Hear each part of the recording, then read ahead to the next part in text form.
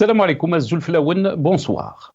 En Algérie, seuls 3 candidats sur les 16 prétendants ont été retenus par l'autorité nationale indépendante des élections, ANI, en vue de l'élection présidentielle prévue le 7 septembre.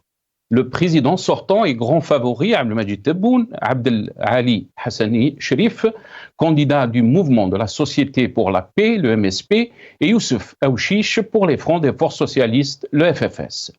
La campagne électorale pour l'élection présidentielle en Algérie a été officiellement lancée hier, jeudi, le 15 août. Mais dans une Algérie où l'autoritarisme étouffe tous les voies libres et contradictoires, les Algériens n'accordent quasiment aucun crédit à une élection dont l'issue est connue d'avance. 3 candidats sont donc en course vers la magistrature suprême dans un pays où la vie politique est réduite à néant. Les libertés collectives et individuelles en sursis et l'institution militaire aux commandes de la vie publique. Beaucoup d'observateurs pensent que l'élection présidentielle du 7 septembre est une pièce théâtrale et que le gagnant est connu d'avance, puisque la campagne électorale d'Abdelmadjid Tebboune a été lancée bien avant la décision d'anticiper l'élection présidentielle. De la revue Al-Jaish au chef d'état-major, aux médias et aux partis politiques affiliés au pouvoir ont tous fait la promotion du président sortant, Abdelmadjid Tebboune, en mettant en exergue ses réalisations et celles de l'Algérie nouvelle. La question que les Algériens se posent, pourquoi organiser des élections qui coûteront plus de 400 millions de dollars à l'État, puisque le candidat du régime a été choisi? L'Algérie nouvelle, c'est le silence imposé, présenté comme de la stabilité. C'est l'absence d'idées ou de débat d'idées. C'est une obstruction de l'horizon. Une élection présidentielle est censée être une occasion de débattre rudement s'il le faut et d'engager une compétition entre des programmes. À 3 semaines de ce rendez-vous, on ne voit qu'un monologue, un pénible monologue. Dans cette Algérie-là, les jeunes songent à partir, y compris en empruntant les trains d'atterrissage des avions, tandis que les journaux radotent sur le rétablissement de l'image extérieure du pays. L'Algérie nouvelle n'a d'autre projet que de faire taire la société et de l'empêcher de sortir du vieux cadre stérile où l'on ne crée pas de valeur tout en bouffant ce qui reste de ressources ou de capital. Les Algériens sauront, il faut l'espérer, trouver les ressorts adéquats pour sortir pacifiquement et redonner de la vitalité au projet national. Mais l'histoire retiendra le coup faramineux de la stagnation imposée au pays depuis 1962. Le Hirak n'était pas une menace, c'était une alerte, une chance divine, l'esquisse d'un avenir souhaitable. Nous débattrons de la scène politique de l'Algérie nouvelle, d'une campagne électorale qui nous fait rappeler d'autres et d'une élection présidentielle jouée d'avance, juste après cette petite intro.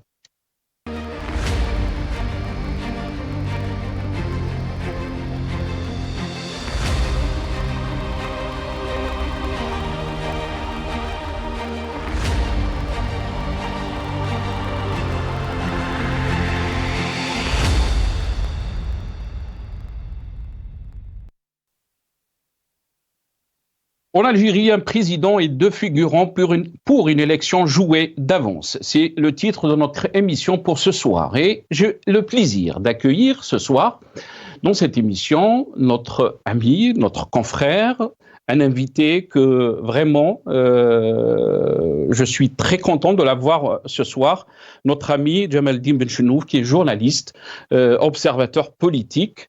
Il est connu aussi de l'écran al-maghribien, mais aujourd'hui, il est avec nous comme invité, analyste de la situation politique donc, de notre pays, à 3 semaines donc, de cette élection présidentielle. Djamaldine Benchenouf, bonsoir. Merci beaucoup d'avoir accepté l'invitation. Marhaba bik. Merci beaucoup, Khoya Nasser, et merci pour ta gentillesse, pour ton amabilité. Je suis très content d'être avec vous. Tu as bien fait de préciser que je suis là en tant qu'invité, puisque maintenant je collabore avec El Magharibi de loin. Je suis parti à la retraite, mais ça me fait toujours plaisir de répondre à vos appels quand vous me demandez de participer avec vous. Barakallahu fik, Sid Jamal. On est très content de vous avoir avec nous ce soir. Marhaba bik.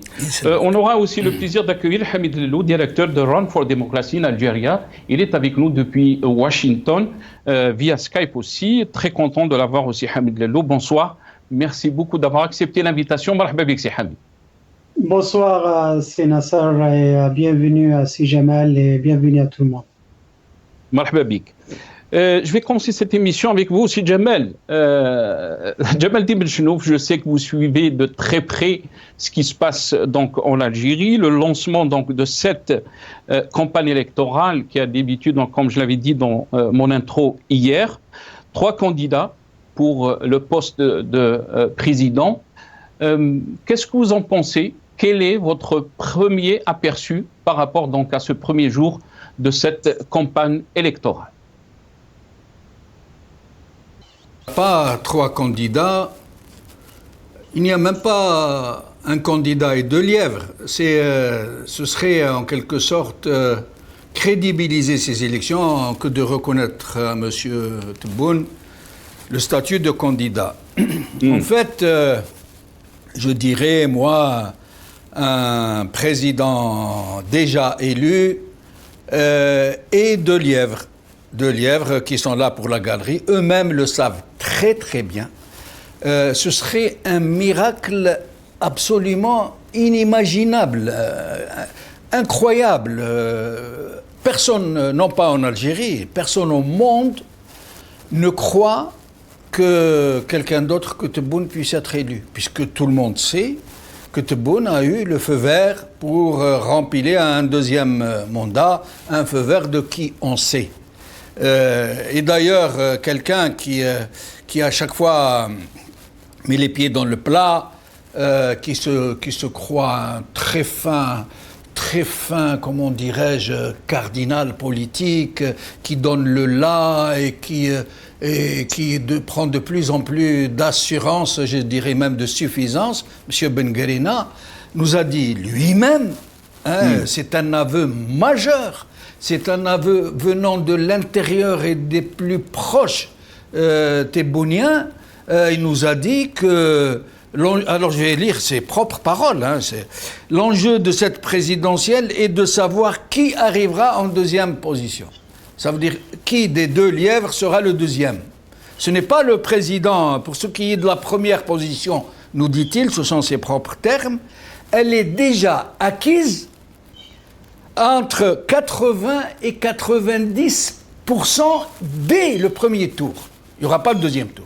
Et la preuve, tout le monde l'aura remarqué, jusqu'à ce jour, les autorités n'ont pas encore annoncé la date d'un éventuel 2e tour au cas où il y a un 2e tour. C'est vous dire que tout le monde sait que M. Tebboune sera élu entre 80 et 90, mais j'espère qu'ils vont être un peu plus intelligents, qu'ils vont descendre un tout petit peu pour ne pas...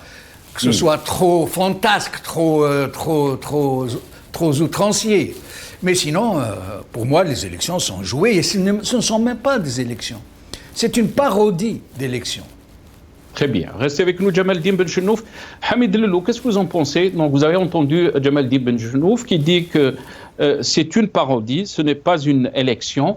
Mais on va écouter dans ce passage, avant de vous donner la parole, Hamid Lelou, les déclarations de Ahmed Tebboune, le candidat, si on peut l'appeler ainsi. Peut-être que Jamaldine n'est pas très content de l'appeler ainsi.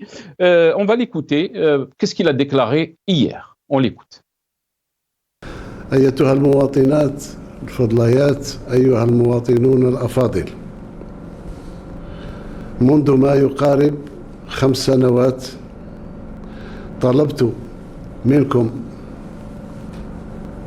ثقتكم لتسيير البلاد التي كانت آنذاك يرثى لها في كل الميادين بالتقريب،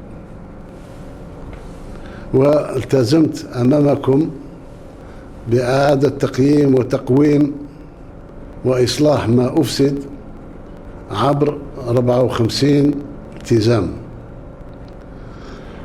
وفقت من عند الله عز وجل أني أوفيت بما تعاهدت به في 54 التزام البعض منها لا زال في الإنجاز. Donc Ahmed Tebboune qui parle de ses engagements depuis 2019 ou de ses promesses, mais il a aussi parlé de sauver la patrie, si on peut donc dire. On l'écoute dans ce deuxième passage. بتوفيق من الله وبثقتكم الغالية وصلنا إلى نتائج سمحت لنا بإنقاذ الوطن المفدى. إنقاذ الوطن أولا كان اقتصاد منهار، اقتصاد ريع، اقتصاد بيع وشراء أساسه الاستيراد وتضخيم الفواتير، استيراد قاتل للإنتاج الوطني. تقلص الإنتاج الوطني إلى بالتقريب درجة أدنى درجة ممكن، وعوضه الاستيراد. ولما نقول تقلص الإنتاج الوطني معناه ما كانش فيه مناصب شغل، ما كانش فيه أشغال نتاع مؤسسات الإنتاج خاصة وعامة، بالإضافة إلى تضخيم الفواتير اللي وصل آنذاك إلى ما يقارب 30%. وأصبح الاستيراد من أجل الاستيراد. Donc, vous avez entendu Al-Majid Tebboune. Hamid Lello, je reviens vers vous. Donc, qu'est-ce que vous en pensez d'abord de ces déclarations, mais aussi qu'est-ce que vous en pensez de ce premier jour de cette campagne électorale? De ce que dit un menteur pathologique, il est connu. Il va dans le sens de son intox, c'est la désinformation. Vous savez, le meilleur vendeur, il ne vend pas le produit parce qu'il sait le vendre. Il vend le produit parce que le produit est vendable et compétitif. Laissez les Algériens voir qu'est-ce qui a été réalisé réellement pendant les 5 dernières années. C'est fiasco sur fiasco à tous les niveaux, politique, économique, social, sécuritaire. Donc, je ne vais pas commenter davantage. Maintenant, qu'est-ce qui se passe avec cette élection? Enfin, ils veulent nous faire croire qu'il y a une élection. Tout va dans ce sens. Tout va dans ce sens parce que le comportement et les déclarations des uns et des autres, y compris ce clown de Bengrina, peu importe, parce que il faut qu'on fasse très attention. Nous sommes dans une situation de conflit direct et visible et caractérisé entre le peuple algérien et le système de police politique qui perdure depuis 62 ans. Par conséquent, l'arme la plus fatale, l'arme la plus utilisée dans tout conflit, qu'il soit violent ou non violent, nous restons non violents. Ça, c'est la silmiya. Mais l'arme la plus fatale, c'est l'information. L'information et la désinformation. Dans tous les conflits, si vous maîtrisez ces deux outils, vous gagnez 90% de votre bataille. Et on voit que le système algérien, depuis des mois et des mois, depuis même 5 ans, tout ce qu'il sait faire, c'est du matraquage médiatique, mensonge sur mensonge. C'est pas grave s'il y a un mensonge, parce qu'ils vont rajouter un autre mensonge pour masquer d'autres. Et c'est pour ça que moi, j'ai pas envie de rentrer dans leur logique d'élection, mais plutôt rentrer dans la logique de la désobéissance civile avec un boycott total et complet. Mais comment expliquer, Hamid Lello, ce matraquage? Vous êtes en train de parler de matraquage. Comment expliquer la question qui se pose? Pourquoi ce matraquage est capté par une partie des Algériens? Une partie des Algériens. C'est tout à fait normal parce que le matraquage médiatique, ce sont les moyens que vous mettez à votre disposition. Nous parlons d'un système politique qui se présente comme un État avec les institutions et qui bénéficie d'une rente de pétrole et rentrée d'argent extraordinaire. Ils peuvent se payer des consultants internationaux. D'ailleurs, je reconnais pas mal de techniques. À l'époque, je me rappelle Si Jamel qui m'avait invité à une de ses émissions, je lui dis les techniques qui étaient utilisées à l'époque, même au début, ressemblaient à celles utilisées par l'équipe à Trump. Mensonge, mensonge, mensonge. À force de mentir, ça devient une réalité, ça devient une vérité. Et les Algériens, ils restent incrédules par rapport à ça. Certains, pour d'autres, ils l'acceptent parce que c'est du façonnage. L'information, même dans le jargon militaire, on appelle ça l'information opération. C'est l'opération de l'information. Et le but principal, c'est de façonner la pensée de l'individu, de ce qui rentre dans sa tête. Et il y a des techniques, il y a des experts, il y a des chercheurs qui travaillent là-dedans et ils ont les moyens de le faire. Et ça ne m'étonne pas que ça marche avec certains Algériens qui, eux, à force de se retrouver dans des situations impossibles, ils disent c'est pas possible, il doit y avoir certaines vérités dans ce qu'ils disent et de toute façon nous n'avons pas le choix, il faut que ça marche. Et c'est normal qu'on retrouve certains Algériens qui sont dans cette situation. Très bien. Il n'y a pas que les Algériens, ce genre de technique marche aux États-Unis aussi. Très bien. Restez avec nous, Hamid Lellou. Jamaldine Benchenouf, avant de vous donner la parole, on va écouter aussi dans cette petite vidéo donc, les déclarations de Abdelmajid Tebboune sur l'instauration de l'unité nationale. On l'écoute. بين الجزائريين أولا وبين الجزائريين ودولتهم. بين الجزائريين وانتم تعرفوا أن وصلنا لدرجة نتاع كراهية لبعضنا بعض، غتب، فيديوهات، تشويه عائلات، نسب شرف الناس، يعني كل وسائل مسخرة لانفجار الوحدة الوطنية والانفجار البلاد. وتصدينا لها بحكمة وقوانين جديدة وبردع خلات اليوم المواطنين داركوا الأوضاع اللي كانت فيها البلاد وهما صبحوا اليوم هما بنفسهم يدافعوا عن الوحدة وعلى الحمل الوطني. Donc Abdelmajid Tebboune qui parle donc de la restauration de l'unité nationale. Jamaldine Benchenouf, 5 ans après ce soulèvement populaire qui était historique par rapport à notre pays, qui a marqué notre pays, mais aussi a marqué le monde entier dans son pacifisme, des millions d'Algériens qui sont sortis donc en 2019 pour dire basta au système, pour changer de système. 2024, 5 ans après, on est donc dans la case départ, si on peut dire. Qu'est-ce qui n'a pas marché, d'après vous, Jamaldine Benchenouf? Il y a des observateurs qui parlent, entre guillemets, bien sûr, de l'échec du Hirak. Est-ce que vous pensez que le Hirak est arrivé à un échec? Est-ce que vous pensez que l'élite algérienne n'était pas prête à un projet alternatif? Qu'est-ce qui n'a pas marché? On se trouve en 2024 si on peut dire, la même situation que 2019, avant le soulèvement donc, populaire. D'abord, permettez-moi, mon ami Nasser, de revenir sur ce qu'il vient de dire, la restauration de l'unité nationale. Ces gens n'ont pas de limite. Pourtant, ils sont très bien renseignés puisqu'ils sont dans le cœur du système. Ils sont au courant de tout ce qui s'y passe et de tout ce qui s'y est passé. Tout le monde sait que si ce régime a hérité quelque chose du colonialisme, entre autres, c'est la discorde qu'il sème entre les populations. Tout le monde le sait. Le colonialisme s'en est toujours servi.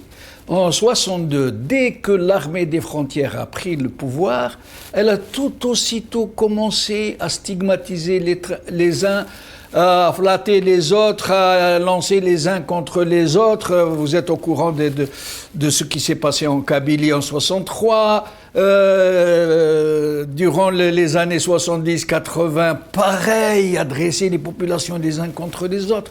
C'est une expertise. Ils sont passés maîtres dans la façon d'accorder des postes à des gens d'une seule région, puis aller ailleurs, faire la même chose avec une autre région, créer de fausses élites qui ne représentent plus leur région du tout, qui n'y vont jamais, qui sont tous à Alger, la plupart du temps à l'étranger, dans leur villa, au Club des Pins, etc. Et aujourd'hui, il vient et il nous dit, tout honte bu, il faut restaurer l'unité nationale. Moussija, yidbah ou yahi.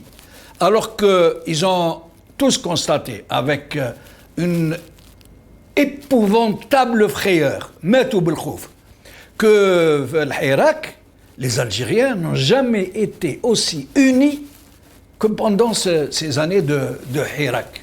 Et qui ne se sont jamais laissés pousser vers la violence. Même dans l'affaire de Jamal Ben Smaïn, rappelez-vous comment ils ont tricoté cette affaire pour faire exploser toute l'Algérie contre la Kabylie. Ben, dans la fin, il dit le père de Jamal Ben Smaïn, il dit Qbaïl Khawtna, ou c'est pas le Qbaïl qui ont fait ça à mon fils. Et les Algériens sont tous des frères, il n'y a personne contre personne. Et ça les a complètement déstabilisés. Mais sinon, le Hirak, le moment doit venir où nous devons parler franchement, parce que celui qui regarde la réalité en face a plus de chances de pouvoir d'abord la comprendre et ensuite de pallier à ce qui n'a pas marché. Le Hirak, il ne faut pas oublier une chose, le Hirak est en droite ligne de ce qui s'est passé à Constantine en 86, de ce qui passait dans toute l'Algérie en 88, sauf en Kabylie, pour la plupart de la Kabylie, parce qu'ils ont utilisé des gens qui les ont trompés. Ils n'ont pas marché avec eux. Ceux qui ont dit non, nous on ne sort pas en 88, c'est un complot d'un clan contre un autre. Ils avaient raison en fait. Mais ils les ont utilisés pour que la Kabylie ne sorte pas. Imaginez que la Kabylie ait suivi le mouvement de 88. Avec tout le reste, le régime serait parti. Le point faible de 88, c'est que la Kabylie ne s'est pas dressée contre le régime, contrairement à toutes les autres régions à peu près. Et donc, le Hirak, ne nous y trompons pas, Nasser, c'est difficile de le dire, ça va faire de la peine à beaucoup de monde, ça va blesser beaucoup de gens, je vais me faire insulter au canon à boulet rouge. Mais le Hirak, tout au début, c'était un problème, c'était un conflit majeur, très fort, très violent, entre deux clans du régime. Tous ceux qui étaient avec Saïd Bouteflika, on ne parle pas d'Abdelaziz Bouteflika puisqu'il était hors jeu, il était complètement déconnecté. Et les gens qui en sont restés fidèles à Toufik, dont on avait démantelé pièce par pièce, le DRS qui tenait toute l'Algérie. L'organisation la plus tentaculaire du monde après le KGB. Et ils ont lancé, parce qu'ils savent, ils ont des relais au sein de la société. Quand vous prenez que les BSP, par exemple, le BSP se compte pas en milliers, en dizaines de milliers. Partout. Ils sont partout. Les BSP du DRS. Partout. Aujourd'hui, ils ont été livrés à eux-mêmes, ils ont été démantelés. Mais avec le Waqt, juste avant le Hirak, ils existaient encore. Ils coordonnaient avec certains qui les tenaient encore, ou du moins qui tenaient une partie. Et ils ont lancé cette idée. D'ailleurs, je vais vous raconter quelque chose à Nasser. Les chansons du Hirak, la Casa del Moradia et les autres, qui sont devenus des hymnes, qui sont devenus des hymnes emblématiques du Hirak. Les stades. Les stades. Or, les stades, tenez-vous bien, Nasser, les stades sont l'espace le plus fliqué, le plus surveillé, le plus contrôlé d'Algérie.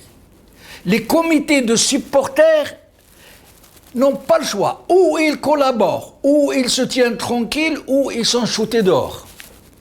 Alors comment expliquez-vous que des hymnes, des chansons engagées de ce type, de cette grande qualité, qui ont enflammé la passion des Algériens, aient été concoctées et chantées dans les stades sans que personne ne fasse quoi que ce soit pour les arrêter? C'est parce qu'on voulait déstabiliser le clan Bouteflika, pas pour l'Algérie, pas pour la démocratie, pas pour le bonheur des Algériens. On voulait remplacer quelqu'un par quelqu'un d'autre, un groupe par un autre, ou restaurer ceux qui ont été shootés, qui ont été éjectés. Seulement, qui m'a saratelem en 86, qui m'a saratelem en 88, saratelem fil Hirak. Ils ont lancé la machine, ils n'ont plus eu la possibilité de la contrôler. Parce que pourquoi? Ils n'ont jamais pensé que toute l'Algérie allait se dresser contre cette indignité du 5e mandat. Et après, ils ont été dépassés. La preuve, c'est que la moitié de ceux qui ont un peu manipulé se sont retrouvés en prison. Ils ont contribué à mettre en place un régime cannibale, anthropophage. Donc les membres se mangent les uns les autres. Chacun se dit, moi, si je veux sauver ma peau, il faut que je jette l'autre en pâture à la foule. Il faut que je l'humilie. Il faut que je le renie. Il faut que je le traite de tous les noms. Il faut que je le calomnie. Etc. 3 premiers ministres en prison. Une quarantaine de généraux parmi les plus hauts. Un candidat à la présidence générale qui garde sans aucun dossier. Rien. Il est depuis plusieurs années en prison. Et donc, le Hirak les a dépassés. Le malheur, Khoya Nasser, le malheur, malheureusement, mais ce malheur est très compréhensible parce que nous sommes, comme les autres peuples, qui ont vécu sous la férule du despote pendant des décennies. Ces peuples, quand ils sont en dictature, ils sont en coma politique. C'est des zombies.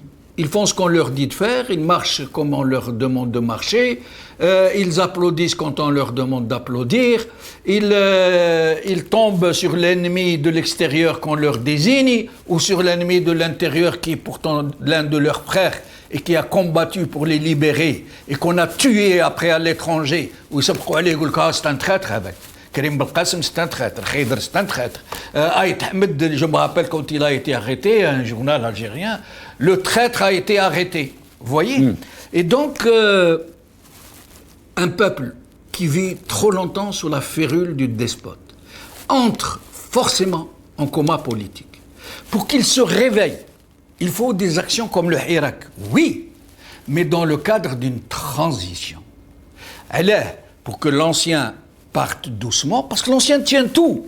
Il tient tout le pays. Il ne peut pas partir du jour au lendemain. On a fait l'erreur de dire le gars tout de suite, c'est faux. Il faut qu'il parte doucement. سامحني خويا ناصر. تفضل سي جمال, c'est important ce que vous êtes en train de dire. Merci. Il faut qu'il parte doucement et que les nouveaux, les porteurs de démocratie, les porteurs du flambeau de 54, qui va faire le pont. En 62, il a été abandonné le flambeau. Ils prennent le flambeau de leurs aînés qui sont morts pour eux, qui ont combattu pour eux, qui ont souffert pour eux. Et à ce moment-là, qu'est-ce qui se passe? Avec les anciens, il y aura le grand pardon. Les Khouréens peuvent partir tranquilles, sans être inquiétés, pour aider à la transition. Les généraux كيف خويا سرقت درت كذا اروح نتسامحوا بقى كاينه حاجه ما نتفاهموش عليها اللي قتلتوهم وسو que vous avez enlevé de chez eux les disparus donc كاين الا والديهم ils peuvent vous pardonner ni le peuple ni référendum ni rien que والديهم mais dans un cadre de transparence et il doit reconnaître ses crimes. Il doit s'en repentir et il doit demander pardon. Et les familles doivent être indemnisées, leurs enfants doivent être honorés, on doit retrouver les cadavres qui ont été enterrés un peu partout. Il y a 20 000 disparus à Nasser. Et 20 000 disparus, déjà, les terroristes islamistes. Les terroristes islamistes, mais je vais trouver avec des voitures de police ou donc, c'est pas la peine d'essayer de nous enfumer avec ça. Et donc, je vais en finir en سامحني اني كي نحكي كلام انا على بالك يهرب بيا الحصان. Et donc le Hirak à Nasser. Huma ils ont été trop bêtes parce qu'ils auraient pu même eux le régime profiter de la transition. Est-ce que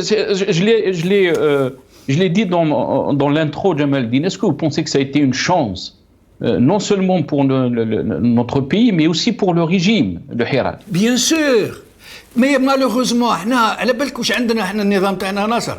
تعرف النمس لو فوري. النمس هذاك الانيمال فان كان يدخل في لي بولاي. هذاك النمس عنده ان غران ديفو. شوف الثعلب باغ اكزومبل كي يدخل للبولاي واش يدير؟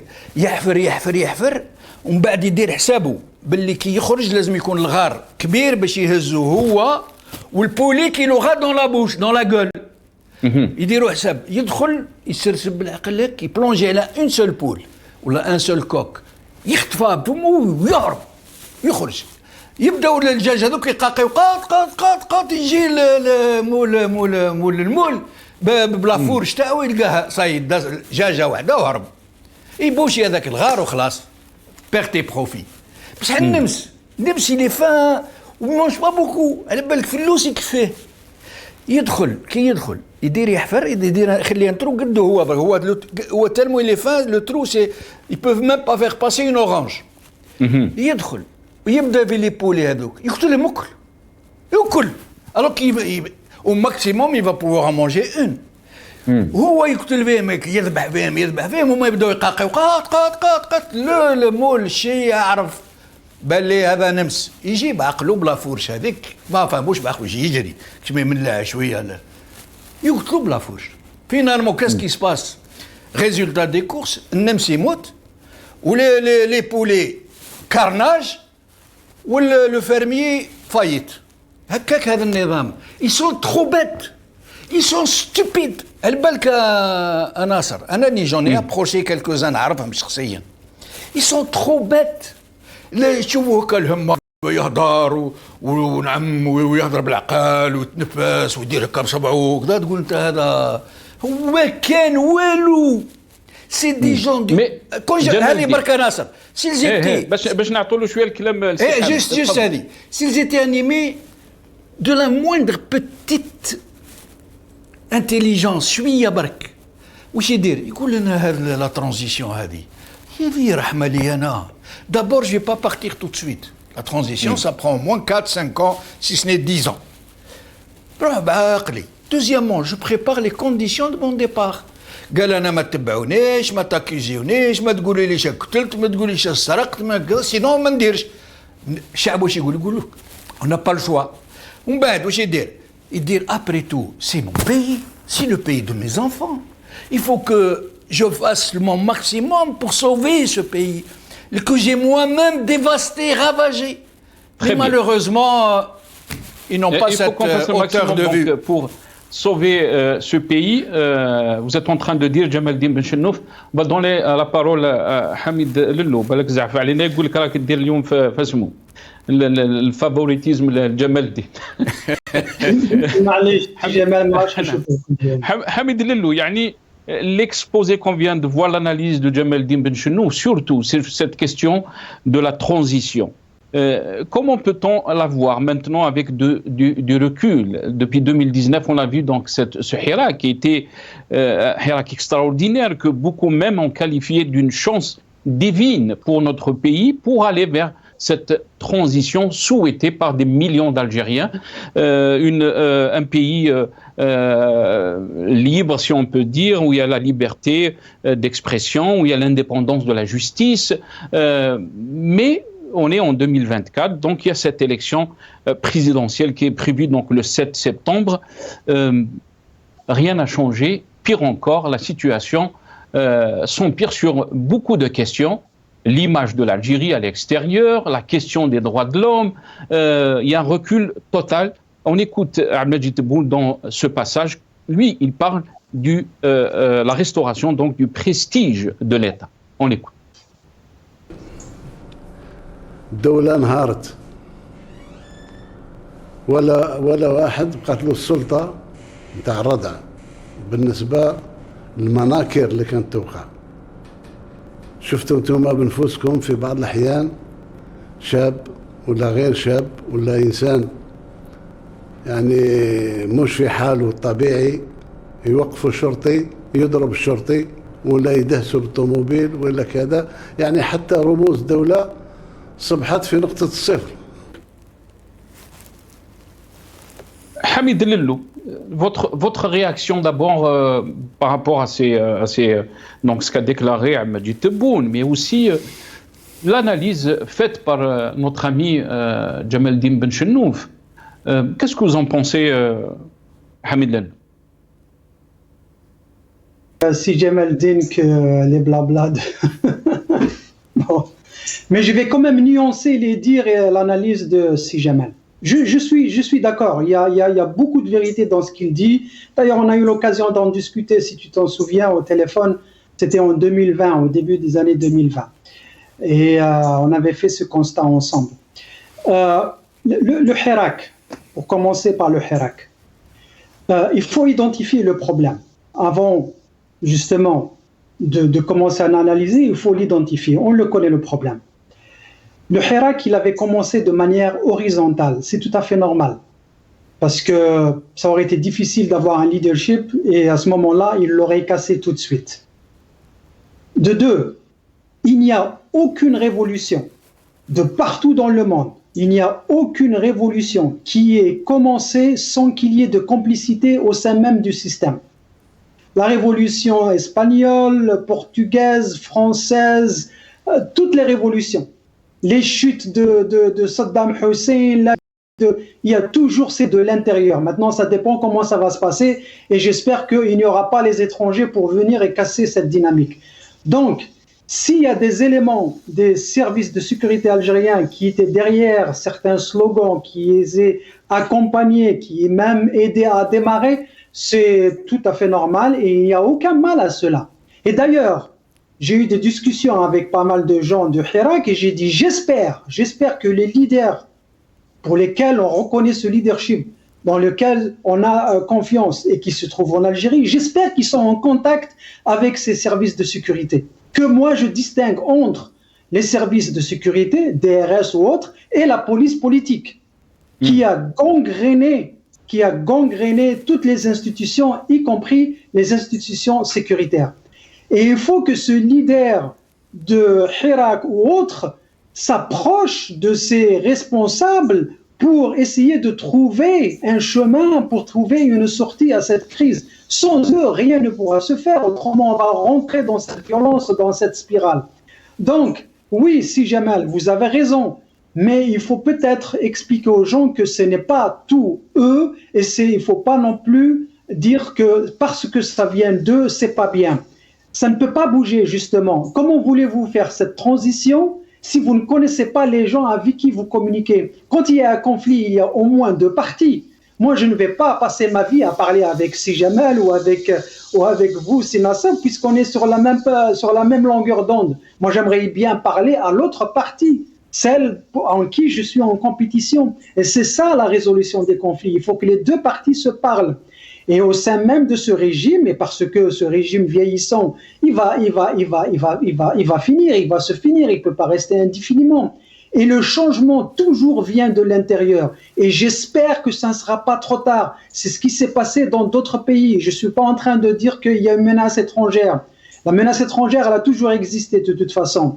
Mais parce que justement, ce qui différencie le système algérien des autres systèmes tels que l'Irak, la Libye, etc., c'est un système non personnifié. Ce n'est pas une seule personne autour de laquelle on a construit ce régime. Boumediene avait essayé à une époque, ils l'ont éliminé. Donc nous avons un système non personnifié où il y a des ramifications et ce sera difficile pour nous de trouver la bonne communication ou le bon partenaire. Disons, on va les appeler partenaires. Donc il y a le conflit, il y a deux parties et par rapport à nous, les Algériens, et surtout les leaders que nous avons sur le terrain, il faut qu'ils trouvent ce partenaire au sein de ces institutions sécuritaires pour qu'ils puissent discuter. Enfin, en ce qui concerne les lois, quand Tebboune parle de lois, grâce aux lois nous avons puni, les lois qui punissent, ce ne sont pas les lois. Les lois, elles sont là pour protéger le bon citoyen et punir le mauvais. C'est ça les lois. Autrement, si vous faites que des...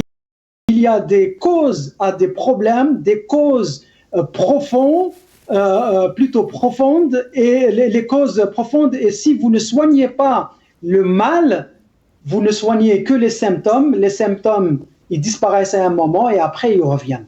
Et du coup, je pense qu'effectivement, ce que avait dit à une époque Si Jamal, il faut identifier le problème, il faut très bien le comprendre. Et d'ailleurs, par rapport au message dont il a parlé, moi, dès le départ, j'étais contre Mukhabarat Irhabiya. Je suis désolé. Ou là, j'ai les généraux à la poubelle. Ça, ce sont des messages justement qui sortent des laboratoires de la police politique. D'autres messages qui étaient porteurs d'espoir, porteurs du changement positif pour le bien de l'Algérie, c'était des messages sincères. Ils pouvaient venir aussi d'une partie du régime qui voulait le changement. Et enfin, les institutions tiennent encore parce qu'il y a certaines personnes qui sont compétentes. Moi, je reçois aussi de l'information de l'Algérie. Des gens dans les institutions à qui ils ont donné des messages en disant « Ah, alhamdoulilah, que Magharibia a certains invités, comme ton ami Hamid, c'est bien d'entendre les gens débattre de l'intérêt de l'Algérie. » Donc, il y a des gens au sein des institutions et j'espère qu'on trouvera un moyen de communiquer directement avec ces personnes et c'est comme ça qu'on réglera le problème. Et on passera à cette transition pour éviter qu'il y ait ce gap ou qu'il y ait ce fossé sécuritaire. Et ça, on ne le veut pas parce qu'on a vu d'autres mauvaises expériences. Très bien. Restez avec nous, Hamid Lello. Il me reste donc exactement, je pense, 4 minutes 30. J'aimerais les partager entre vous deux. Jamal Dimjchounouf et Hamid Lello. Non, tu sais que je ne peux pas me permettre de te dire ça. Surtout que ça fait longtemps que je ne t'ai pas eu dans cette émission. Donc, c'est un plaisir. Si Jamal, on va finir avec cette question, puisque le 7 septembre prochain, il y aura cette élection présidentielle. Vous êtes en train de dire que ce sera une parodie, ou plutôt donc la continuité du même système. Qu'est-ce que cela veut dire pour notre pays ? Et est-ce que vous pensez que les causes qui nous ont menés donc à ce Hirak de 2019 sont toujours là? Oui, bien sûr. Sauf que la seule donnée qui est en train de servir de régulateur de toute la situation, c'est les rentrées d'argent. Monsieur Tebboune qui nous dit que depuis qu'il est là, l'économie est devenue florissante, c'est un bond économique miraculeux, que nous allons atteindre les sommets jamais atteints par les puissances mondiales à fin 2026, que nous allons dessaler la plus grande quantité. Nous allons tout seuls dessaler plus d'eau de mer que tout le monde, que le monde entier. Vous imaginez un peu? Parce que ce régime, il est en même temps dans le mensonge. C'est un triptyque. Il est dans le mensonge, dans le déni et dans la fuite en avant. C'est une famille de choses qui consistent à filer sur les côtés, à ne jamais se laisser attraper, à mentir, qui m'a dit 54 promesses. Oui, tu utilises le chiffre de 1954, la révolution qui a libéré les Algériens, qui leur a rendu leur dignité, dire 54 points. Elle me dit 55 ou 53. Et puis, quel 54 tu as rempli? Les problèmes en Algérie, je vais en rester là parce que sinon on a toute la soirée. Les problèmes en Algérie, ils sont immenses, ils sont incalculables, ils sont irréversibles pour certains. L'Harraga qui se compte par centaines de milliers, les familles qui n'arrivent plus à se nourrir convenablement, qui se comptent par millions, pas les familles, les Algériens, par millions de gens qui ne parviennent plus à se nourrir normalement, à envoyer leurs enfants à l'école, à se soigner dans le secteur de la santé le plus performant d'Afrique et du Maghreb. Et l'essentiel, personnellement en tant que citoyen algérien, mon premier appel, il ne va pas à mon peuple, il va aux gens de ce régime, qui sont eux aussi des enfants de ce peuple. C'est votre pays. C'est comme si quelqu'un venait frapper votre mère, la salir, la calomnier,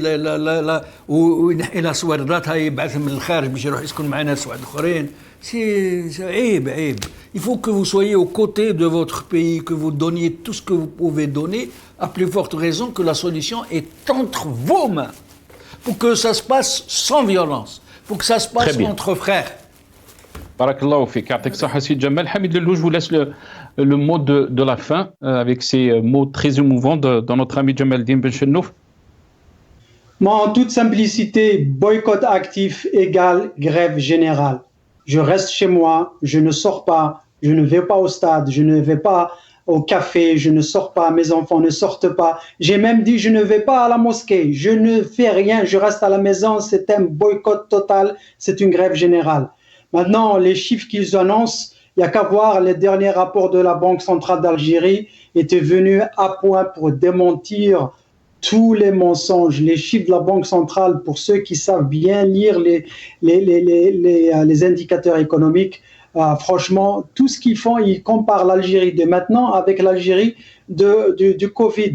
On avait reculé de 5%, on était à moins 5%, et ils sont maintenant à plus 4,8%, ça veut dire qu'ils sont encore à moins 0,2% par rapport à leurs estimations. Et enfin, je dis aux Algériens, moi je dis, contrairement à Sidi Jamal, la balle, elle n'est pas dans le camp du régime, elle est dans le camp du peuple algérien. Le régime ne changera jamais. Vous avez beau les supplier, leur dire quoi que ce soit, ça fait 62 ans qu'ils sont là. La vache allait, elle donne de l'argent, donc ils ne vont jamais être rassasiés. C'est au peuple de se prendre en charge en toute non-violence, parce que le peuple qui ne se bat pas pour sa dignité, pour son indépendance, il ne la méritera jamais et il ne l'aura jamais. Donc la balle est dans le camp du peuple. Merci Hamid Lellou, directeur de Run for Democracy en Algérie. Vous étiez avec nous depuis Washington via Skype. Merci à notre ami Jamaldine Benchenouf, journaliste, observateur politique. Vous étiez avec nous aussi depuis Londres via Skype. Merci à vous, chers téléspectateurs, d'avoir suivi cette émission. Ya'tikum saha. La couverture spéciale continue sur Al Magharibi. Restez avec nous.